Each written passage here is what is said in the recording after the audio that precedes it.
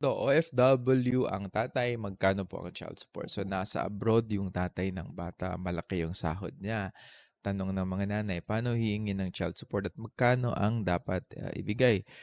Again, in general terms no po na-discuss na po natin to dati. Kasi yung child support is based on two things. Number one, yung pangangailangan ng bata. Number two, yung income ng tatay. Kung malaki ang sahod ng tatay, dapat mas mataas yung sustento. Hindi pwedeng piso-piso lang habang anak walang gatas, walang diaper, walang pang-eskwela. So support is basically, in simple terms, support needs of the child plus capacity of the parent. So wala pong fixed amount. So pero normal basis po dyan yung magkano yung gatas, magkano yung pagkain, magkano yung damit, magkano yung school expenses, utilities, medical needs.